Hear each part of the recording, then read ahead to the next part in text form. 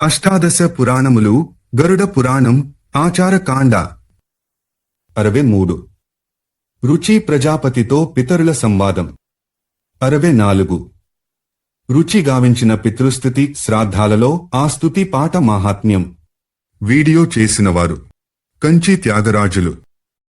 రుచి ప్రజాపతితో పితరుల సంవాదం.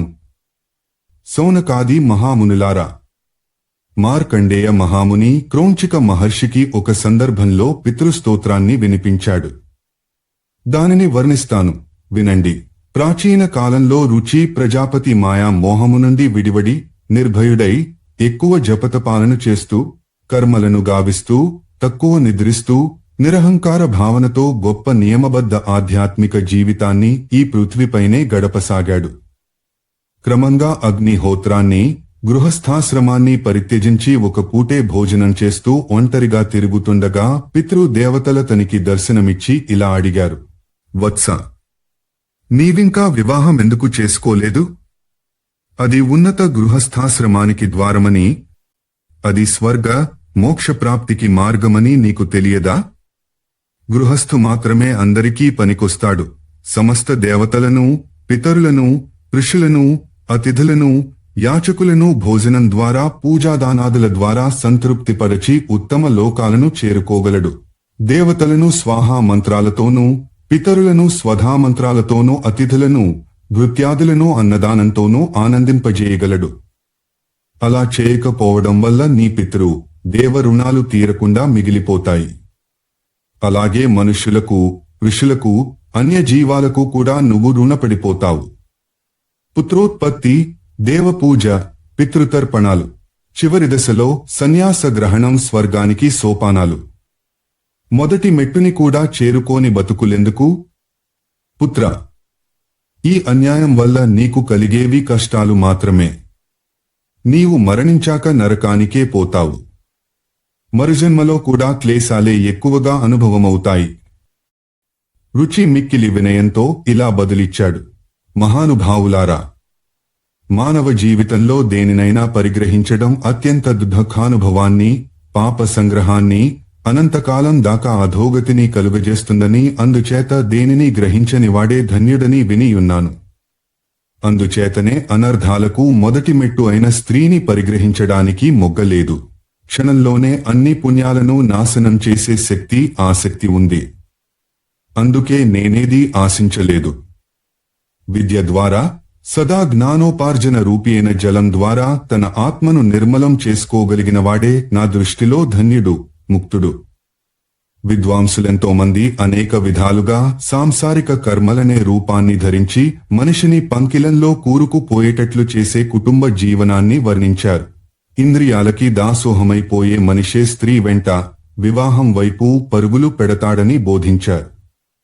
నేను జితేంద్రియ పురుషుడనై తత్వజ్ఞానమనే తేటనీటితో నా ఆత్మ ప్రక్షాళనాన్ని చేసుకుంటున్నాను. నాయనా, నీవు పలుకుతున్న ప్రక్షాళన కార్యక్రమం అందరికీ ఆచరణీయం కాదు, సార్వజనీనమూ కాదు, లోక కళ్యాణకారకమూ కాదు. మనిషికి కొన్ని ధర్మాలుంటాయి. పూర్వజన్మల నుండి తెచ్చుకున్నవి ప్రారబ్ధ కర్మఫలాలు ఉంటాయి. వాటిని బట్టి జన్మబంధాలేర్పడతాయి. అయితే ధర్మం కోసం చేసే పనికి బంధనాలు అంటవు. గృహస్థ ధర్మం అటువంటిదే. ప్రారబ్ధ పాప పుణ్యాలు దుఃఖ సుఖభోగాలతో పోతాయి. నీవు చెప్పిన విద్వజ్జన ప్రవచిత ఆత్మ ప్రక్షాళనం ఆ సుఖదుఃఖ అనుభవముల ద్వారా జరిగిపోతుంటుంది. దానివల్ల కర్మబంధాల నుండి రక్షణ కూడా చేయబడుతుంది. నీ వివేకంతో సంసారంలో ఉండి కూడా ఆత్మను రక్షించుకోగలవు అన్నారు పితరులు.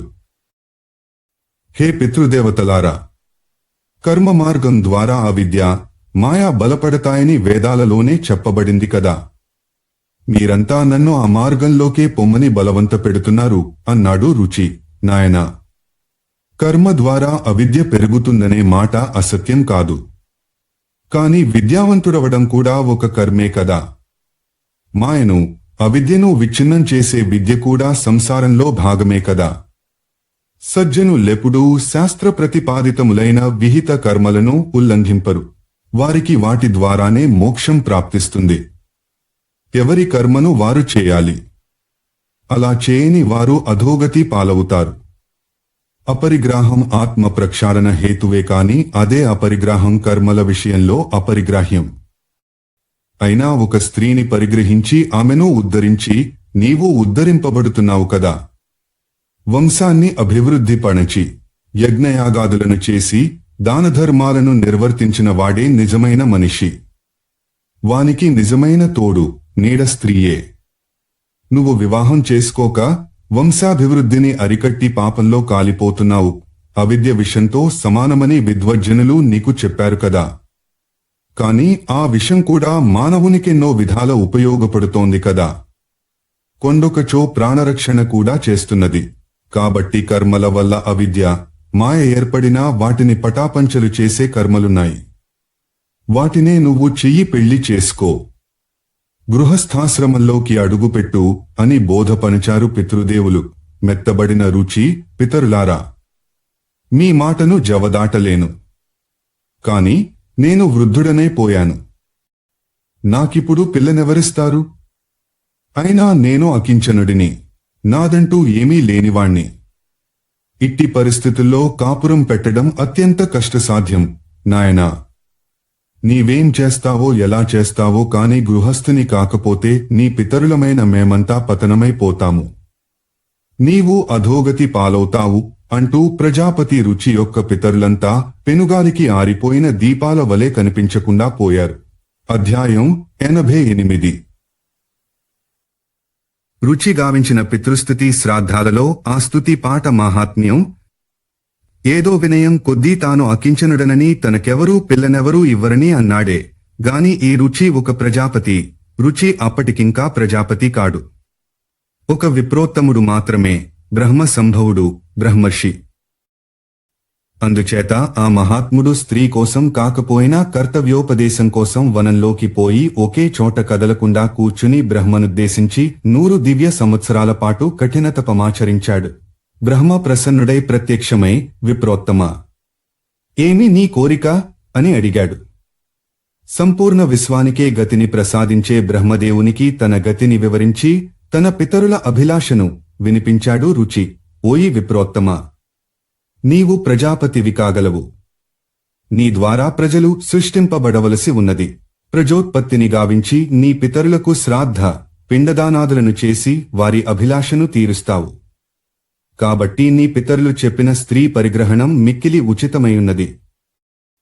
కాబట్టి ఈ విషయాన్ని ధ్యానమందించుకుని నీవు వారినే పూజించు. వారే నీకు సర్వకామనలను నెరవేర్చగలరు. వారికి సాధ్యం కానిది ఉండదు. సమ్యక్ పూజకు సంతుష్టులైన పితరులు స్త్రీ పుత్రులనే అననేలా ఏమైనా ప్రసాదించగలరు అని చెప్పి అంతర్ధాన్ చెందాడు బ్రహ్మ. అప్పుడు మహర్షి అయిన రుచి నదీతటంపై నొక ఏకాంత ప్రదేశానికి పోయి అక్కడ ముందుగా తన పితరులకు తర్పణాలిచ్చి వారిని సంతృప్తి పనిచాడు. పిమ్మట ఏకాగ్రచిత్తుడై భక్తిపూర్వకంగా ఈ విధంగా స్తుతిస్తూ వారిని ఆరాధించసాగాడు. నమస్యేం హం పితॄన్ భక్త్యాయ వసంత్యధి దైవతం దేవైరపి హి తర్యంతే ఏ శ్రాద్ధేషు స్వధోత్తరైః. నమస్యేం హం పితॄన్ స్వర్గా సిద్ధాః సంతర్పయంతియానాయ శ్రాద్ధేషు దివ్యైః సకలైరుపహారైరనుత్తమైః. నమస్యేం హం పితॄన్ స్వర్గేయే తర్యంతే మహర్షిభిః శ్రాద్ధర్మనో మయైర్భక్త్యా భుక్తి ముక్తి మభీప్సుఖః. నమస్యేహం పితॄన్ భక్త్యాయర్చ్యంతే గుహ్యకైర్దివి తన్మయత్వేన వాంఛద్భిరుద్భి మాత్యంతికీం పరాం. నమస్యేం హం పితॄన్ మర్యైరర్చ్యంతే భువియే సదా శ్రాద్ధేషు శ్రాద్ధయాభీష్ట లోకపుష్టిప్రదాయినః. నమస్యేం హం పితॄన్ విప్రైరర్చ్యంతే భువియే సదా వాంఛితాభీష్ట లాభాయ ప్రాజాపత్యప్రదాయినః. నమస్యేం హం పితॄన్ ఏ వైతర్యంతే ఈరణ్యవాసిభ్యః వన్యేః శ్రాద్ధైర్యేతానిహారే సపోటుత కల్మషైః. నమస్యేం హం పితॄన్ విప్రైర్నైష్టికైర్ధర్మచారిభ్యః ఏ సమేతాత్మభిర్నిత్యం సంతర్ప్యంతే సమాధిభ్యః. నమస్యే హం పితృచ్ఛాడ్రైర్రాజన్యాస్తర్పయంతియాంటూ కవ్యైరశేషైర్విధి వల్లోకద్వయ ఫలప్రదాన్. నమస్యేం హం పితॄన్ న్యైరర్చ్యంతే భువియే సదా స్వకర్మాభిరతైర్నిత్యం పుష్పధూపాన్న వారిభ్యః. నమస్యేం హం పితృరుచాదోస ఉద్రరపి చ భక్తితః సంతర్యంతే జగత్కృత్నం నామ్నాఖ్యాతాః సుకాలినః. నమస్యే హం పితృచ్ఛాध्ये పాతాళే ఏ మహాసురైః సంతర్యంతే సుధాహారసిక్త దంభమదైః సదా. నమస్యేహం పితృచ్ఛాధ్యరచ్యంతే ఏ రసాతలే భోగైరం శేషైర్విధివన్నాగై కామానభీప్సుఖః.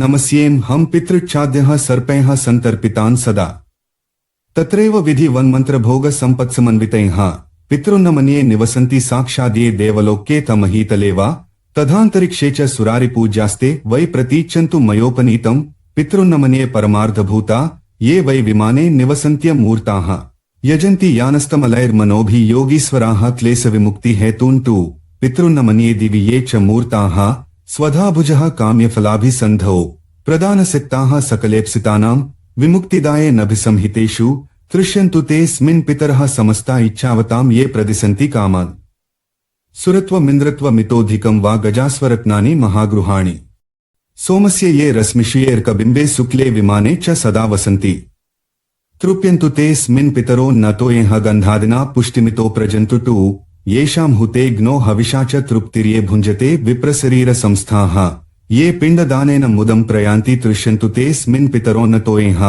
ये खड्गमांसेन सुरैरभिषेह कृष्णास्तिलैर्दिव्या मनोहरैश्च कालेन साकेन महर्षि वयेह सम्प्रीणितास्ते मुदमत्र यान्तु कव्यान्यशेषानि चयानभीषा न्यतीव तेषां मम पूजितानां तेषां च सान्निध्यामिहस्तु पुष्प गन्धाम्बुभोजेषु मायाकृतेषु दिने दिने ये प्रतिगृह्णातेर्चां मासांत पूज्या भुवि येष्टकासु ये वत्सरान्तेऽभ्युदये च पूज्याः प्रयान्तु ते मे पितरोऽत्र तुष्टिम् पूज्याद्विजानां कुमुदेन्दुभासो ये क्षत्रियाणां ज्वलनार्कवर्णः तथा विसाम्ये कनकावदाता नीली प्रभाः शूद्रजनस्य ये च तेऽस्मिन् समस्ता मम पुष्पगन्धधूपाम्बुभोज्यादिनिवेदनेन तथाग्निहोमेन चयान्ति तृप्तिं सदा पितृभ्यः प्रणतोऽस्मि तेभ्यः ये देवपूर्वाण्यभितृप्ति हेतो रसनन्ति कव्यानि शुभाहृतानि तृप्ताश्चये भूतिसृजो भवन्ति तृष्यन्तु ते स्मिन् प्रणतोऽस्मि तेभ्यः रक्षांसि भूतान्यसुरांस्ततोग्रान् निर्नाशयन्तु त्वशिवं प्रजानाम् आद्याः सुराणाममरेश पूज्यास्तप्यन्तु तेऽस्मिन् प्रणतोऽस्मि तेभ्यः अग्निष्वात्ता बहिषद आज्यपाः सोमपास्तथा प्रजन्तु तृप्तिं श्राद्धेऽस्मिन् पितरस्तार्पिता मया अग्निष्वात्ताः पितृगणाः प्राचीं रक्षन्तु मे दिशं तथा बहिर्षदः पान्तु या म्यां मे पितरः सदा प्रतीची माद्यपास्तद्वदुदी चीमपि सोमपाः रक्षोभूत पिशाचेभ्यस्तते वासुरदोषतः सर्वतः पितरो रक्षाङ्कुर्वन्तु मम नित्यसः विश्वविश्वभुगाराध्यो धर्मो धन्यः सुभाननः भूतिदो भूतकृद्भूतः पितॄणां ये गणानव कल्याण कल्यतः कर्ता कल्यः कल्यतराश्रयः कल्यता हेतुरनगः षडिमे ते गणाः स्मृताः वरो वरेण्यो वरदस्तुष्टिदः पुष्टिदस्तथा विश्वपालो तथाधाता सप्लैते च गणाः स्मृताः महान् महात्मा महितो महिमा वान्मा महाबलः गणाः पंच तदेवैते पितॄणां पापनाशनाः सुखदो धनदश्चान्यो धर्मदो भूतिदः पितॄणां कथ्यते चैव तथागण चतुष्टयम् एकत्रिंशत् पितृगणायैर्व्याप्तमखिलं जगत् त एवात्र पितृगणास्तुष्यन्तु చమదాహితాత్ ఆచార 81:13-49 ఈ స్తోత్ర భావంలో పితృదేవతల మహాత్మ్యాన్ని తెలిపే విశేషాలు చాలానే కనిపిస్తాయి. వీరు ఆకాశంపై ఆధిపత్యాన్ని వహిస్తారు. శ్రాద్ధ సమయంలో దేవతలు కూడా స్వధామంత్రాల ద్వారా వీరిని ప్రసన్నం చేసుకుంటారు. స్వర్గంతో సహా అన్ని లోకాల్లోనూ ఉండే మహర్షులు మానసిక శ్రాద్ధాల ద్వారా వీరిని తృప్తిపరుస్తారు. వారి భుక్తి ముక్తి కామనలను పితృ దేవతలు తీర్చగలరు. స్వర్గంలోని సిద్ధులు వివిధ ఉపహారాల ద్వారా పితృదేవతలను సంతృప్తిపరుస్తారు. అలాగే గుహ్యకాదులు కూడా. పృథ్వీపై శ్రాద్ధాలను శాస్త్రోక్తంగా పెట్టేవారికి వీరు ఉత్తమ గతులను కల్పించగలరు. ఈ కర్మను చేయించే బ్రాహ్మణులను వీరే ప్రాజాపత్య లోకానికి పంపిస్తారు. తపస్సు చేసుకుంటూ నిర్ధూత కల్మషులై సంయతాహారులై వనంలో నివసించే మహామునులు కూడా వనంలో దొరికే పదార్థాలతో శ్రాద్ధకర్మలను చేసి వీరిని ప్రసన్నులను చేసుకుంటారు. నైష్టిక బ్రహ్మచారులు, ధర్మాచారులు, జితేంద్రియులు కూడా వీరిని అపర కర్మల ద్వారా పూజించి ధన్యులవుతారు. పృథ్వీపై గల 4 వర్ణాల వారు వీరికి శ్రాద్ధాలను పెట్టి ఉత్తమ గతులనందుకోగలుగుతున్నారు. పాతాళంలో ఉండే రాక్షసులు సైతం తమ దంభాహంకారాలను పక్కకు పెట్టి వినయంగా భక్తితో పితరులకు పిండ ప్రదానం చేస్తారు. రసాంతలాది ఇతర లోకాలలోని నాగాది జాతుల వారు అలాగే చేస్తారు. దేవతలు అంతే. పరార్థం కోసం, అనగా ఇతరులకు ఉపయోగపడడం కోసం పితృయోనిలో ఉండి కూడా అమృతరూపులై విమానాల్లో ప్రయాణిస్తూ నిర్మల మనస్సుతో కష్టాల పాలైన యోగులకు వాటి నుండి వారు కోరుకుంటే జీవితం నుండి కూడా ముక్తిని ప్రసాదిస్తూ ఉంటారు పితృదేవతలు. దేవతాకారాలను ధరించి స్వర్గంలో నివసిస్తూ స్వధాభోజులై తమ పుణ్యఫలాన్నొక వంక అనుభవిస్తూనే మర్యాది లోకాల్లో తమను పూజించేవారికి పితృదేవతలు ఈప్సితార్థ సిద్ధిని కలిగిస్తుంటారు. ఏ కోరిక లేని వారికి కైవల్యాన్ని ప్రసాదించే సామర్థ్యం కూడా వారికి ఉంటుంది. అగ్నిలో వ్రేల్చిన హవిష్యాహుతులకు సంతృప్తి చెంది బ్రాహ్మణుని శరీరంలో ప్రవేశించి శ్రాద్ధ భోజనాన్ని స్వయంగా స్వీకరించే పితృదేవతలకు నమస్కరిస్తున్నానని ఇంకా అనేక విధాలుగా పితృ దేవతల మాహారుత్యాన్ని అభివర్ణిస్తూ రుచి ప్రజాపతి పితృస్తుతి కొనసాగింది. మార్కండేయుడు క్రోంచుడితో ఈ కథను చెప్పటంలో భాగంగా ఇలా అన్నాడు. హే క్రోంచిక మునిశ్రేష్ఠ! రుచి ద్వారా ఈ విధంగా స్తుతింపబడిన తేజస్వరూపులైన అతని పితృగణం వారందరూ దశదిశలను వెలుగులతో నింపేటంత ప్రకాశంతో భాసిస్తూ అతనికి ప్రత్యక్షమైనారు. అతడు వారిలో ప్రతి ఒక్కరిని మంత్రసహితంగా గంధాక్షతాదులతో పూజించాడు. పితరులు మిక్కిలి ప్రసన్నులై ఏం కావాలో కోరుకోమన్నారు. రుచి తనను బ్రహ్మదేవుడు ప్రజాపతివి కమ్మని ఆదేశించాడని విన్నవించి దానికి కావలసిన సంతానోత్పత్తి సామర్థ్యాన్ని తనకు తగిన శ్రేష్ఠురాలైన దివ్యపత్నిని ప్రసాదించమని వేడుకున్నాడు. పితృదేవతలు రుచితో ఇలా చెప్పారు. ఓ మునిసత్తమా, నాయనా, ఈ క్షణంలోనే ఇక్కడే నీవు కోరుకున్న పత్ని లభిస్తుంది. నీకామె ద్వారా పరమ పరాక్రమశాలి, మహాత్ముడు, బుద్ధిమంతుడు, ఈ మన్వంతరానికి 3 లోకాలకు అధిపతి కాగల రౌచుడనే కొడుకు పుడతాడు. అతడు బహుపుత్రవంతుడవుతాడు. నీవు ప్రజాపతివై 4 వర్ణాల ప్రజలను సృష్టించి చివరిలో ధర్మ తత్వజ్ఞానాన్ని పొంది సిద్ధి నొందుతావు. ఇక నీ స్తోత్రం మమ్మెంతో సంతోషపెట్టింది. కాబట్టి మేము ఇకపై ఈ స్తోత్రం ద్వారా భక్తి శ్రద్ధలతో మమ్ము ప్రార్థించిన వారి పట్ల సుప్రసన్నులమై వారికి ఉత్తమ భోగాలను, ఆత్మవిషేక ఉత్తమ జ్ఞానాన్ని, ఆయురారోగ్యాలను, పుత్రపౌత్రాదులను ప్రదానం చేస్తాము. శ్రాద్ధ కర్మలో బ్రాహ్మణులు భోజనం చేస్తున్నప్పుడు వారికెదురుగా చేతులు జోడించి నిలబడి ఈ స్తోత్రాన్ని ప్రీతిపూర్వకంగా చదివితే మేమంతా అక్కడికి విచ్చేసి శ్రాద్ధఫలితాన్ని అక్షయం చేస్తాం. ఏ శ్రాద్ధ కర్మలోనైతే ఈ స్తోత్రం చదువబడుతుందో అక్కడ మేము 12 సంవత్సరాలకు సరిపడునట్లుగా తృప్తి నొందుతాము. హేమంతరువులో ఈ స్తవనం చేయువానిపై మా అనుగ్రహం 12 ఏళ్ల వణకు, శిశిరంలోనైతే 24, వసంత గ్రీష్మర్తువుల్లోనైతే 16 సంవత్సరాల దాకా ఆ వ్యక్తి పైన ప్రసరిస్తూ ఉంటుంది. వర్షాకాలంలో శ్రాద్ధ సమయంలో చదవబడే ఈ స్తుతి మా అందరికీ అక్షయ తృప్తినిస్తుంది. అంటే మా అనుగ్రహం కూడా ఆ వ్యక్తిపై అక్షయంగా ఉంటుంది. ఇక శరత్కాలంలో శ్రాద్ధ సమయంలో ఈ స్తోత్ర పఠనాన్ని గావిస్తే మేము 15 ఏళ్ల పాటు తృప్తి నొందుతాము. నాయనా రుచి, ఈ సంపూర్ణ స్తోత్రం ఒకచోట వ్రాయబడి ఏ గృహంలోనైతే భద్రంగా ఉంచబడుతుందో ఆ ఇంటికి శ్రాద్ధకర్మ జరిగే వేళ మేమంతా స్వయంగా విచ్చేసి యజమానిననుగ్రహిస్తాము. కాబట్టి ఓ మహాభాగా, మాకు శ్రాద్ధం పెట్టువారు బ్రాహ్మణ భోజన సమయంలో ఈ నీ ప్రవచిత స్తుతిని తప్పక వినిపించాలి అని చెప్పి పితరులు అంతర్ధానం చెందారు. మానవజాతికి పితరులు చేసిన ఈ వాగ్దానం శ్లోకరూపంలో అనుబంధం 10లో చూడండి. తరువాతి కథను మార్కండేయ మహాముని ఇలా చెప్పాడు. పితృదేవతల కృప వల్ల ఆ సమయంలోనే ఆ నది మధ్య నుండి ప్రంలో అను పేరుగల అప్సర ఆవిర్భవించింది. మనస్సుకి ప్రీతిని కలిగించే అందంతో బాటు అన్ని శుభలక్షణాలు గల వేరొక కన్య ఆమె వెనుకనే వచ్చి నిలబడి రుచికి నమస్కరించింది. ప్రంలోచ అతనితో, హే తపస్విశ్రేష్ఠ, నేనొక అచ్చరను, వరుణపుత్రుడు, మహాత్ముడనైన పుష్కరుని ద్వారా నాకి అతిశయ సుందరియైన కూతురు జన్మించింది. నీకు భార్యగా ఈ మానిని అను పేరు గల సౌందర్య రాశిని దేవతలు నిశ్చయించారు. మీరు ఈమెను పరిగ్రహించండి. మీ దంపతులకు మనువే పుత్రునిగా పుడతాడు అని చెప్పింది. అలాగే అని సమ్మతించి ఆ నదీ తీరానికే మహామునులందరినీ పిలిపించి వారి సమక్షంలో శాస్త్రోక్తంగా రుచి ఒక ఇంటి వాడైనాడు. వారి పుత్రుడే 13వ మనువు రౌచుడు అని చెప్పి మార్కండేయ ముని క్రోంచునికి అతిథి సత్కారాన్ని గావించి వీడ్కొలిపాడు. అధ్యాయాలు 89-90. అష్టాదశ పురాణములు, గరుడ పురాణం, ఆచారకాండ. 63. రుచి ప్రజాపతితో పితరుల సంవాదం. 64. రుచి గావించిన పితృస్తుతి శ్రాద్ధాలలో ఆ స్తుతి పాట మాహాత్మ్యం. వీడియో చేసినవారు కంచి త్యాగరాజులు.